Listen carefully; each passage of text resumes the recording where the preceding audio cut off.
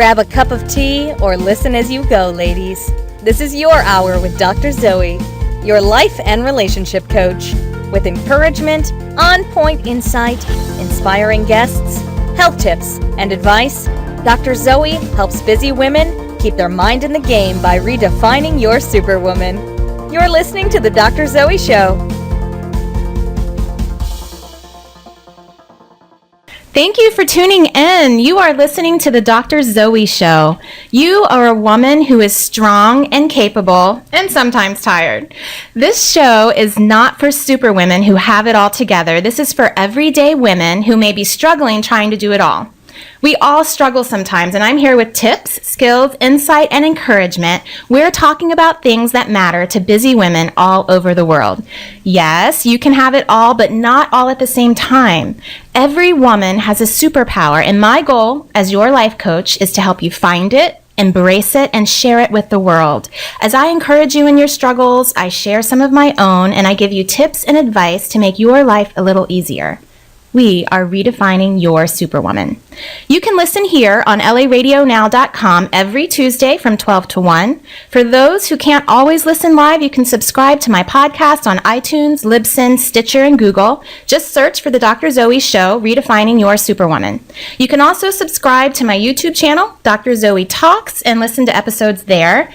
The easiest method to connect with me is to simply text the word JOIN to 38470, which will add you to my free monthly newsletter where you'll get freebies and monthly tips, encouragement, and insight right into your inbox. And I promise I never sell your emails. It's all good stuff, ladies. So we have another great show today. In my health tips section, I'm sharing the stage with my guest, Amy Barnette. She's a health expert, and we're going to be answering the question, how do busy women find time to work out? Oh my goodness. I have found the secret for myself, but it's taken me a few years, a lot of trial and error, and Amy and I are going to talk to you about how you can find that secret for yourself as well. And our main segment today, it's going to be called Making Peace with the Pantry. I love that topic.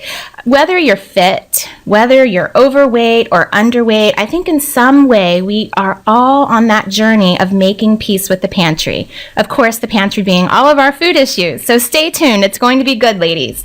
And we're going to follow up with some real talk. You guys know that I'm always talking about how important it is to love yourself. And I recently had a woman write in and she just said bluntly, how do you love yourself? And I thought, wow, what a great question. So I started thinking maybe I'm always talking around it and not really giving you steps and concrete tools. So I'm going to dive right in and I'm going to see if I can give some meaty steps and skills that you can implement on the self-love journey. And it is a journey, and it's a journey that we all need to be on. So there was something I just wanted to share with you ladies today. You know, helping women is my passion. And when I say that all women have a superpower, I just want to share with you that when I have been really searching for my own strengths and my own God-given gifts, I wanted it to be something brilliant. I wanted to be super unique, like something in the world that no one else has. But when I really started looking at my strengths, going even all the way back to my childhood, I realized that in my friendships and my relationships, my strength has been as an encourager. I'm a good listener. I do like to talk as well, that's why I have this show, but I know how to encourage well. And that's not flashy or super unique. But when I was able to own that and embrace it and not have to be somebody super brilliant who's discovered the answers to life's biggest questions, I mean, I know I'm smart, of course, but when I was able to own who I am instead of what I think looks or sounds good, I was able to harness my strength as an encourager, as a listener, as a teacher, and use it to make a difference. And that's what I want for you too, which is why I have this show, which is why I do the work that I do. Your superpower is already there. You just have to acknowledge it and embrace it because it's more than good enough. Okay, so next up, health tips. Remember, your body and mind are intimately connected. They are one. You cannot have health in one without health in the other, and that's why I have a health tips segment. I invest time reading about, researching, and trying various health and fitness ideas so that I can save you time and share with you my finds and tips so that you can just focus on implementing, because I know you guys are all super busy women. And remember, healthy looks different on everybody, so stop the comparison right now. I feel like I'm talking to my kids. Stop right now. Really, just do the best that you can do. Just do you. So today, we're answering the question, how do busy women find time to work out? This has been a struggle with me over the course of my life, and there definitely have been seasons where I felt like I just didn't have the time. I just can't do it. I knew, of course, you guys know how important it is to work out, but it's a struggle to figure out how to prioritize it. You know, everyone's busy. We have a million things we have to do, so many obligations. So how do you find a way to balance it all? I'm introducing my guest early today because she's going to be talking to us about this too. Amy Barnette is a holistic health and fitness coach and the creator of Making Peace with the Pantry. She helps people finally end their struggle with food and weight and take control of their health. Amy was an athlete and she became a cycle instructor in college. She's a Schwinn certified instructor. Schwinn, I always... So when I'm saying that word, I'm like, am I saying it right? She's a Schwinn certified cycle instructor, and she's been teaching cycle classes for 17 years. I had the honor of taking one of her classes a month or so ago. I think I should say honor because she kicked my butt. But it was the best cycling class I've ever taken. She has a master's degree, and she graduated from the Institute of Integrative Nutrition. She has overcome her own struggles with food, weight, and body image, and she's going to share some of those with us. And now, as a health coach, she's passionate about supporting people from the other side. And she sees clients virtually all over the world, so everybody can benefit from Amy. So welcome, Amy. Thank you so much for the warm welcome. I'm so happy to be here. Oh, great. I'm so happy that you're here as well. And we're going to get into your journey in the next segment. But for health tips, can you share with us, what are your tips for helping busy mamas find time to work out? How can we set ourselves up for success? Well, I think one of the first things we can do is really understand that no one knows you better than you. So I believe it's really all about self-awareness. So you have a general idea of what works for you in terms of fitness and what doesn't. And so the idea is to capitalize on what you know works and ditch any pressure around what doesn't. And there's definitely some other tips to kind of set you up for success, but I think that's a big one. So I also think that it's important to pick an activity that you enjoy and that makes you feel strong. So not necessarily one because it's the hottest fitness trend or because you want to lose weight. And this is mainly because if you're doing something you enjoy and makes you feel awesome, you will keep coming back for more. I love that one because, of course, there's always that new thing that's out there, right? And we all think, oh, yes, I should do that. But if it doesn't fit you, it's not going to help, right? No, exactly. So it's about knowing you. Yeah. Okay. So I'm thinking, how do you figure yourself out? Is it just trial and error? You take lots of different classes? Or what would be your suggestion? I would say, honestly, go back to when you were a child and think about what kind of activity you enjoyed the most when you were young. Did you enjoy dancing? Did you enjoy running? Did you enjoy swimming? Did you enjoy, the list could go on and on. So kind of think back to when there wasn't the hottest fitness trend that you were trying to incorporate. So that makes sense. That would be my suggestion. And so with that, doing something that you love, you're likely going to be more consistent, right? And if you're more consistent, you're going to see those results. Exactly. Awesome. Absolutely. So I read your article and I loved your article. And it was really just all about this topic, about how busy women can find time in their life to work out. So I know one of the things that you talked about was the add-in approach. Can you talk about that a little bit?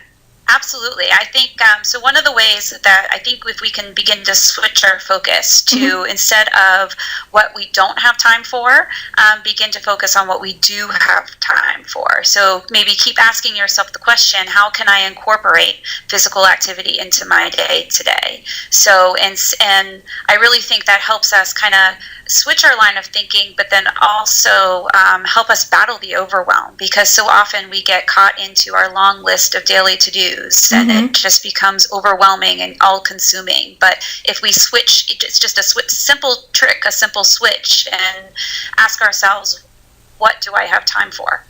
That makes a lot of sense. And I know when you were talking about kind of some of your points, you talked about the idea of looking at your week and putting it in your schedule on a weekly basis to accommodate changes. Now, see, I miss workouts this way because I don't accommodate for some things because, I have it statically on my schedule. And then sometimes it's like something comes up and then I miss it. So I love your idea of looking at it on a week-by-week basis. Yeah, I think flexibility is key. And, we all balance so much. And just because you have space in your day on a Monday of one week doesn't mean you're going to have the same experience the next week. So allowing yourself to be flexible ultimately, I think, creates consistency. Absolutely. So what are some other tips that you have for mamas? Well, I think another one is to change the way that you think about it. I call this the airplane theory, because if we go back and we think about the last time that we rode on an airplane and what the flight attendant said to us about securing our oxygen mask first before we help someone else. And I think, if we take a minute to really stop and think about why that's true, we can't help anyone if we're not taking care of ourselves first. And I think women's self-care and our fitness routine needs to, if we can begin to think about it in the same way, it makes a big difference. Because when we take care of our needs first, then we have more to give to others. That makes a lot of sense. Thanks. Yeah. And I guess the last tip I had was just how to find your driving motivation. Because I think when you begin to kind of find your why, how you want to feel when you are living healthier and a more vibrant life, and really connecting that overall why and that drive and that inspiration to your fitness routine, it kind of will pick you up on those days that you just don't feel like going to the gym or taking your class or what have you. That's a really great one, and I know that helps me, especially when, like you said, you don't feel like getting up in the morning, or you want to eat that thing that isn't good for you. If you can remind yourself of your why, that is so important to me, because it'll stop me. It'll be like, oh wait, this is why I'm doing it. It's because I care about my body. It's because I care about my health. It's because of whatever my goal and my motivation is. I love that one. And so when it comes to consistency, I have a coach who gave me a really great tip, and he said to use the Jerry Seinfeld consistency approach. So there's a whole YouTube thing on it. You guys can go look it up. But what it is basically is really simple. When you want to develop a consistent habit, you literally get a pen and paper, not your smartphone or your tablet. Get a pen and paper, put it up on the wall, and when you do that thing you want to do, you put a red line over that day. And whatever you do towards that, you do that every time you do it. And it's actually a psychological thing. You want to see those red lines add up. And when you get a streak, you don't want to stop that streak, right? And so that's a little tip that can sometimes help with consistency, because you want to kind of keep that streak going. Oh, I love that. Yeah. Okay, so we are finished with our health tips for today. Next up, we are continuing with my guest, Amy Barnette, talking about making peace with the pantry, the role that food plays in your life. We will be back in just a minute. People ask me, how do you have so much energy? I am not a coffee drinker, but I love the benefits of matcha green tea. More antioxidants than coffee and a smooth energy, not the jittery kind that lasts me all day long. Perfect for you supermoms too. I have searched the world over for that perfect matcha for my smoothies, and I have found it at Kiss Me Organics. You can get it too at kissmeorganics.com.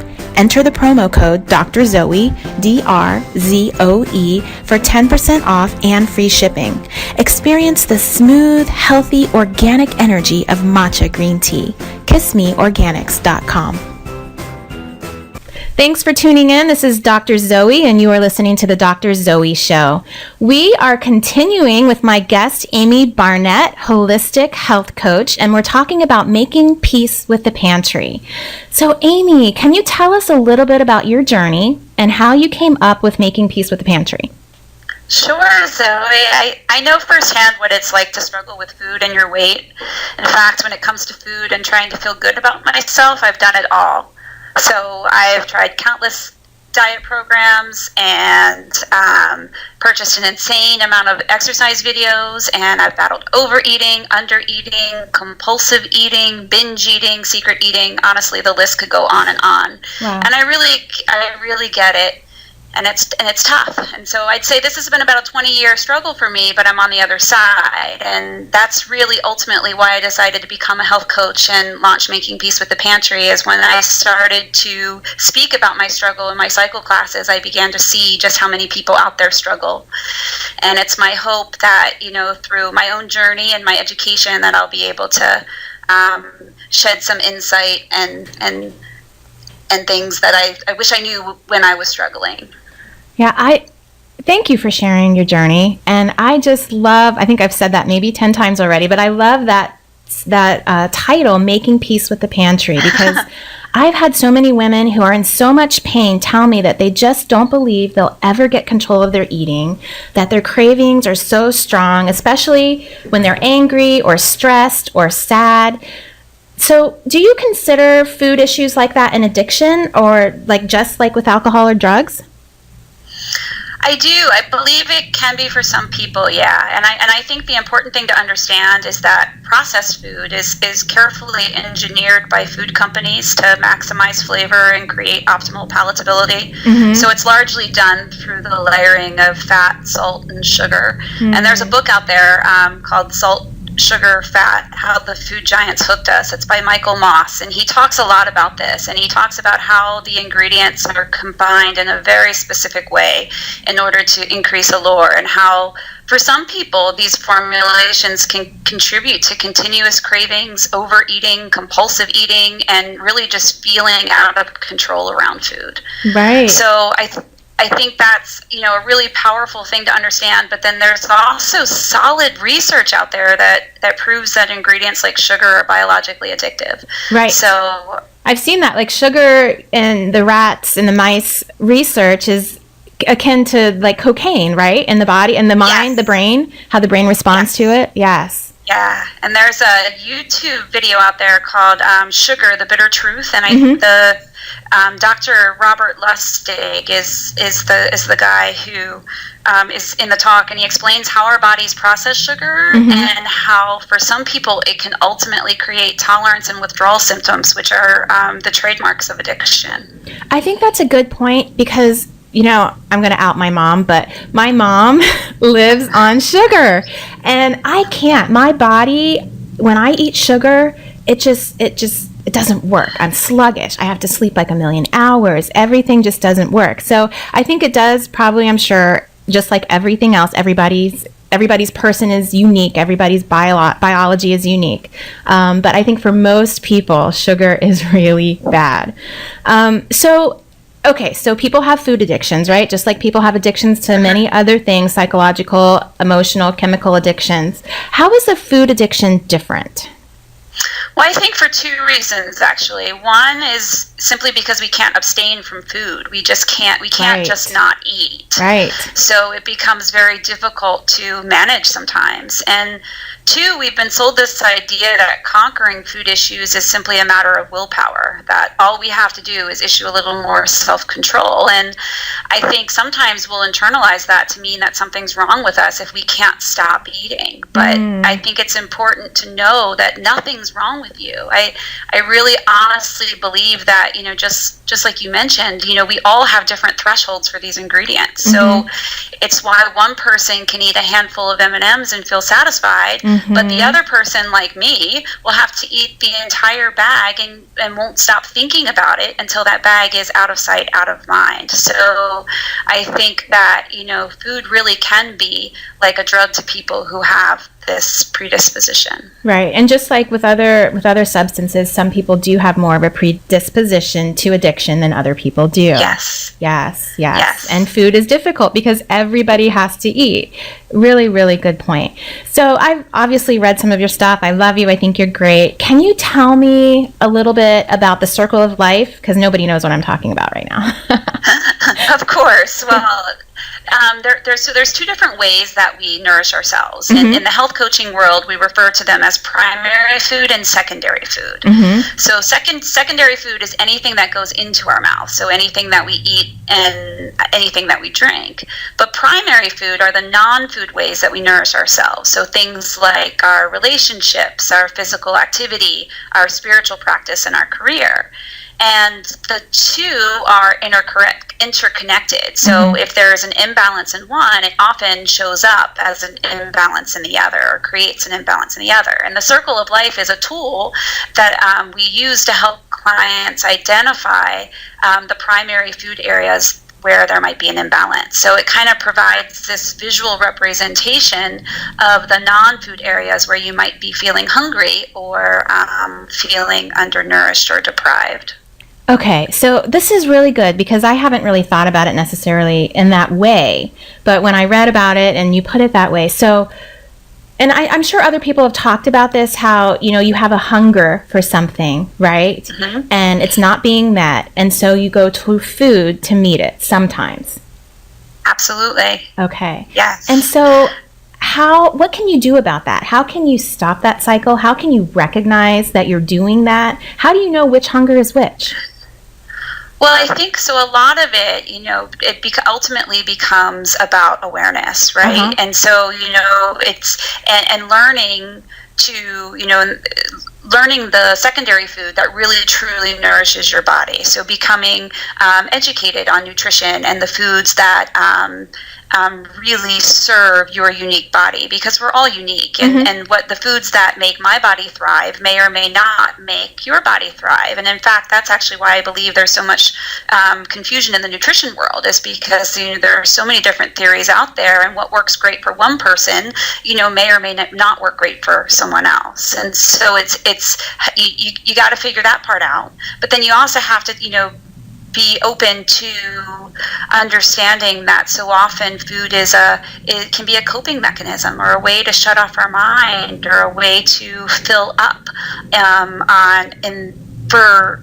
as a symbolic substitute, if you will, for areas where these primary food areas where we might be hungry. And so a lot of it becomes, peeling back the layers, getting to know yourself, using this as a guide to really look deeper and go within. So what I'm hearing you say is that obviously you need to figure out what your biological needs are in terms of food. Yes. But then also you need to figure out those primary food desires or needs, which are things that are going on in your life. So you need to look at your life, maybe. If you're having food issues, if you're really struggling in this area, then what's important, and maybe you can utilize a therapist for this as well, is to look at the needs that you tend to have in your life, the emotional needs, the psychological needs. What is it that you feel you are lacking in your life? Because those are going to lead to probably some of your food issues. And learning how to figure out how to fulfill those, whether you're doing it yourself, because I always say that you cannot look for other people to fill you up in that way. You have to figure out how to fill yourself up. But first you have to figure out what they are. We are here with Amy Barnette. We will be back in just a minute. You're listening to the Dr. Zoe Show, and I want to give you Amy's website real quickly. It is makingpeacewiththepantry.com. Did I say that correct, Amy? You sure did. Okay, great. And you can connect with her there. You can get on her mailing list, and she is also a virtual coach, so she can work with you wherever you are in the world. We will be back in just a minute. People ask me, how do you have so much energy? I am not a coffee drinker, but I love the benefits of matcha green tea. More antioxidants than coffee and a smooth energy, not the jittery kind that lasts me all day long. Perfect for you supermoms too. I have searched the world over for that perfect matcha for my smoothies, and I have found it at Kiss Me Organics. You can get it too at kissmeorganics.com. Enter the promo code Dr. Zoe, DRZOE, for 10% off and free shipping. Experience the smooth, healthy, organic energy of matcha green tea. KissMeOrganics.com. Thanks for tuning in. You're listening to the Dr. Zoe Show, and I am Dr. Zoe, and I'm here with my guest, Amy Barnette, holistic health coach, and we've been talking about food issues, making peace with the pantry. So we've identified some of the issues, and of course, one of the main issues with women who have addiction to food is really utilizing that food to fulfill an emotional need. So now that we know that that's what it tends to be, of course, if you tend to have an addictive personality, how do we fix it, Amy? Well, I think one of the things is, at least for me personally, it was to embrace the idea that our struggle is here to teach us and help us grow. And I think something really powerful happens when we begin to get curious and inquisitive about our struggle. Personally, this was a total game changer, and it really set the wheels in motion for me to be able to heal, because it's when I began to see that, food was standing in as a symbolic substitute for areas where I felt deprived. And I had a lot of them, but probably the biggest ones for me was that I was seeking true connection, like real connection. And I naturally am a pleaser. I wanted everyone to like me. I wanted to say the right thing and do the right thing, be seen as a good mom, as smart, intelligent, a good friend. But in the process of trying to be liked and please everyone, I wasn't always being myself. And I wasn't allowing myself to be vulnerable, and I wasn't, really connecting in the way that I wanted to. And I think my relationship with food had a lot to do with that. So I wanted to find my voice, my authentic self, and my struggle with food actually ultimately allowed me to do that, because it, began to allow me to see that it was here to teach me to learn and to allow me to grow and allow me to evolve. So great. And I love that you said that, because it's kind of what I was just talking about in the beginning of the show, about finding your superpower, not finding or trying to be something that you think sounds good or looks good, but really embracing who you are. So can you give us some practical tips for healthy eating and using even that add-in technique when it comes to changing our relationship with food, changing our food lifestyle? Yes, I think the very first thing we can do is actually stop dieting. I think when we restrict or deprive ourselves, we wind up setting ourselves up for failure. And it's just human nature, really. The very thing you're going to tell yourself not to have is going to be the very thing that you want. So I love how you talked about how deprivation triggers the inner rebel. Oh, yeah. I have so been there before. It's like I'm just rebelling against myself. But I've been there, you deprive yourself and the next thing you know, you're stopping at Cold Stone, this was me yesterday, and getting a cup of coffee ice cream. So how do we stop that deprivation cycle? Well, I think the same philosophy that we talked about with the exercise applies here. So it's called adding in. So instead of focusing on what you can't have, focus on adding in the foods that are going to make you feel awesome. So, most of us have a general idea that, we know whole fruits and vegetables are good for us. We know that we should incorporate more color into our meals. And so every time you sit down and eat, ask yourself the question, what can I add to my plate that will support my health and nourish my body? And if we begin to switch our focus, what the beautiful thing that winds up happening is, the good stuff ultimately winds up crowding out the bad stuff. And so the foods that wind up nourishing us and supporting our health, if we focus on adding those in, it's going to just naturally crowd out the ones that don't. That makes sense. So I have to ask, because I just have to, what is your take on treats? So as you're, creating this healthier lifestyle, as you're adding in healthier foods, if you're not depriving yourself and you don't want to have that sense of deprivation, where do treats, whatever that may mean, where does that play in?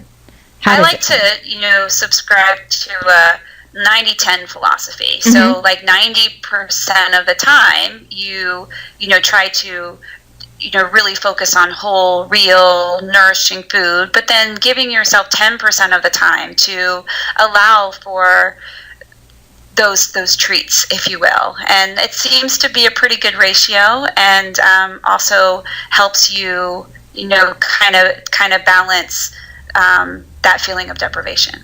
Okay, and so my next question then is how do you do that? So when you say 10%, should you do it kind of on a daily basis, adding in 10%, or do you have like one day that you can kind of have a free day? What's the best way when you look at your diet that you should add in those treats? Well, I think honestly that comes down to knowing you. Love that. Okay. Really and truly, what's going to work best for you. Right. I think honestly, when I really stopped focusing on really started focusing, I guess, on just really adding the good stuff in. And every client I have, I encourage them to do the same. And it's usually, that is a game-changing philosophy, is just to begin to notice the good, healthy food and just add it to your plate, add it in. And then, because ultimately what winds up happening too is that our taste buds change. So, Yes. The foods that we want wind up changing as we begin to incorporate more whole, real food into our diet. We're going to find that the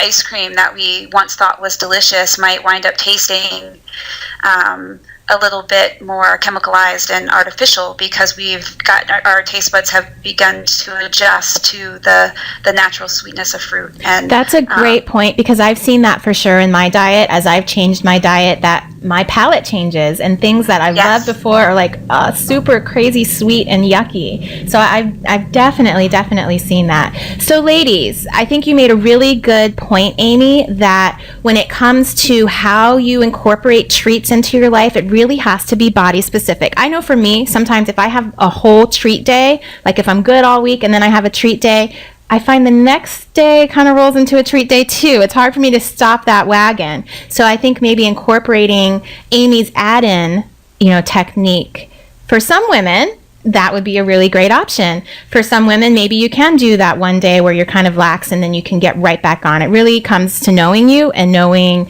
how structured you are and disciplined you are. So Amy, you work with clients virtually, and I know some people aren't really familiar with that modality, and I also work with clients virtually. So I see people all over the world. I work through Skype and Zoom, and it's awesome because I have clients literally all over the world. And a lot of them are first-time therapy virtual clients, and it's very surprising that it's really not different than sitting in a room with my client, because the type of coaching you do, the type of coaching and therapy that I do, we're sitting in our rooms with our patients or our clients, but we don't touch them. It's all talk, right? And so it's so easy to do that same modality right over the computer. So can you tell us a little bit, for the curious listener, what does working with you virtually look like? Yeah, it would definitely be a lot like meeting in person. And we're so lucky that we have this technology that allows us to connect no matter where we live. So if we did work together virtually, I would connect with you via Skype or phone, whatever your preference would be. Mm-hmm. And I typically send out a welcome package at the very beginning of our work together that would contain any of our takeaways or anything else that I can't send you via email. And then in between sessions, we talk via email or text, and I support you that way. That's awesome. Again, and so I should say that actually you and I right now, you are not at the station. You are not in here with me. I'm in California. You're all the way in Maryland. We are Skyping and seeing each other, which is really very cool. So that's how it works, working virtually with a coach and or therapist like myself. So Amy, thank you so much for being on the show today. I think that you had some really great nuggets for women starting on this journey. It is a journey, like I said, that we are constantly on, and certainly if you're struggling with that, ladies, please reach out. What would be the one thing, Amy, that you could leave us with, that you would say to the woman who's really struggling with food issues and doesn't see herself being able to get a handle on it? I would say that if you struggle with food, it means that you're stronger and more powerful than you know, because you wouldn't have this struggle if you were weak. And I truly believe it's within our greatest challenges and obstacles that our greatest strength is born. And your struggle with food will ultimately allow you to see it. Okay. Thank you so much, Amy. And you can connect with Amy at makingpeacewiththepantry.com. She could be your life or health coach because she sees clients virtually all over the world. You can get on her mailing list for some motivation, tips, tools, and resources to support you on your journey to better health. makingpeacewiththepantry.com. So stay tuned for Real Talk. I'm going to be talking about how you can love yourself when you really just don't. If you're just tuning in, this is the Dr. Zoe show this is Dr. Zoe. You're here with the Dr. Zoe show, and this is Real Talk. Sorry, my producer's talking to me at the same time that I'm trying to talk to you guys. I answer questions from my listeners, and please reach out if you have some questions you'd like me to address on the show. You can reach out to me at drzoeshaw.com on my website. You can also text the word join to 38470. That will put you on my mailing list. You can email me, and all questions are anonymous, and I'll never reveal any information that would identify you. You can also connect with me on any of my social medias. So for those that follow me, you know I am always talking about the importance of self-love. I had a follower message me and say, how do you love yourself? This is a really great question. First, as I said before, it is a journey. It's a process that you take yourself on that is purposeful and intentional. So I'm really glad that you're asking me that question because that means you want to start on that journey for yourself. We are going to go on a quick break and I'm going to come back and address that question. I'll see you in a minute. People ask me, how do you have so much energy? I am not a coffee drinker, but I love the benefits of matcha green tea. More antioxidants than coffee and a smooth energy, not the jittery kind that lasts me all day long. Perfect for you supermoms too. I have searched the world over for that perfect matcha for my smoothies, and I have found it at Kiss Me Organics. You can get it too at kissmeorganics.com. Enter the promo code Dr. Zoe, DRZOE, for 10% off and free shipping. Experience the smooth, healthy, organic energy of matcha green tea. KissMeOrganics.com. This is the Dr. Zoe show. Thank you so much for tuning in. I have to share with me, I just had a listener email and say, treats don't work for me except for wine. A lot of us can identify with that one. So anyway, right now, this is Real Talk, and I'm answering a question from a listener who said, how do you love yourself? And as I said before, it's a great question. First, it is a journey, and one that's so important for you to start on. So let's go all the way back to infancy when we're talking about self-love. Babies love themselves because they have a symbiotic relationship with their mothers and they love their mothers. So what's a symbiotic relationship? The infant relationship with a mother is one such that the baby does not separate itself from its mother. It doesn't know that there's a separation. It thinks that the baby itself, you're as a baby, and your mother are one being.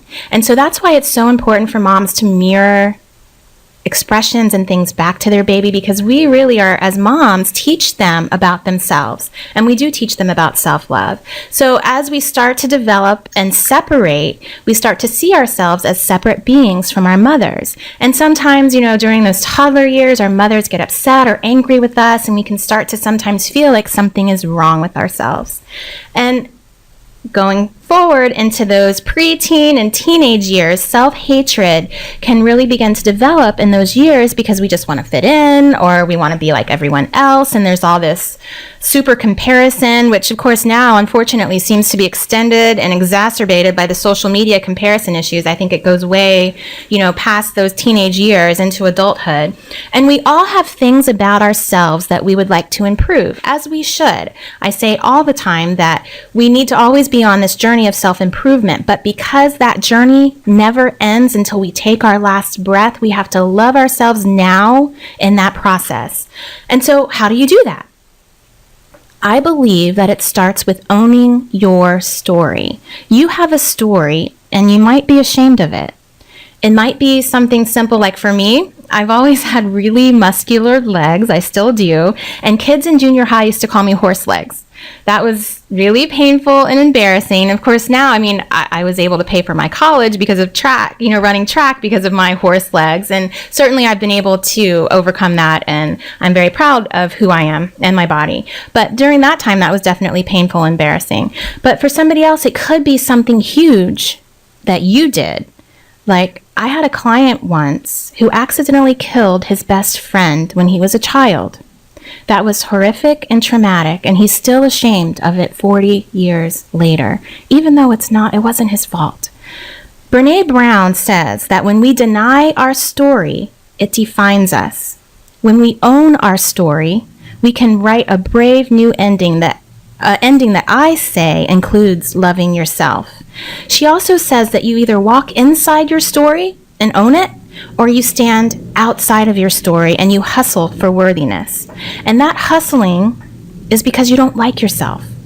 And so I believe that all behavior makes sense in its context. I've probably said it on this show. I've certainly have said it before. And I know that that's a truth. And what that means is that the choices you made over the course of your life make sense in the context of your life experiences and your knowledge and your makeup at the time you made the choice. You're not that person anymore, and you can't judge yourself as if you were. I always think, I don't remember if I've said this before, so I apologize if I have, but I think about that movie. Like, you go to the movies and the movie starts with the beginning, the movie starts with the end of the movie, where you see something crazy like this guy who looks like your all-American boy next door walking into an office and shooting people up. Something really crazy. And you think, oh my goodness, that guy just went crazy. What happened? Well, then it takes you to the beginning of the story and you see all of the things that led up to this guy doing that crazy thing, right? And then when he does it again at the end of the story, it's understandable. It makes sense. And I'm not saying that all choices are right, because just because you can understand why you made them does not mean the choice is right. But we have to forgive ourselves for our wrong choices. And if we understand how we made those choices, we can have more empathy for ourselves. And empathizing for ourselves, just like you would a stranger, just like you would for a friend, is the first step towards self-love, or even just liking yourself. So if you're struggling in this area, reach out. I can help. As I said before, I work with clients all over the world. So next week, we will be speaking with our first guy on the show. Yay! It's good to balance out all of this estrogen with a male perspective, right? So we're going to get some masculine energy in here. And what a great guy for this. He is called Detroit's love guru, Greg Dudzinski. I hope I'm saying that right. From the artofrelationships.org and we're going to be chatting about ending the hurt in our relationships and helping us have the love, intimacy, and passion that we crave. So don't miss this show. It's going to be good. He's got some amazing tips. He's got a radio show too, and they call him the guru of love for a good reason. So thank you for tuning in to the Dr. Zoe Show. Tune in next week and every week from 12 to 1 Pacific and 3 to 4 Eastern at laradionow.com. And check out reruns of my show on iTunes, Google, Libsyn, and YouTube, where I am your life and relationship coach. I help sometimes struggling superwomen keep your mind in the game by redefining your superwoman. Connect with me at drzoeshaw.com or any of my social medias at the handle Dr. Zoe Shaw. Join my free newsletter and get a free copy of 30-Minute Life Transformation, the secret to getting stuff done, by texting the word JOIN to 38470. I look forward to speaking with you wonderful ladies on social media after the show. And you can also connect with my guest, Amy Barnette, on keeping peace. Say it again. Making peace with thepantry.com. Have a super week. You've been listening to The Dr. Zoe Show, redefining your superwoman, with your host, Dr. Zoe Shaw. Don't forget to sign up for her monthly newsletters to get encouragement, tips, and skills for keeping your mind in the superwoman game. Connect with her now at www.drzoeshaw.com. Tell your friends and subscribe to her podcast on iTunes. Join us next time for another edition of The Dr. Zoe Show.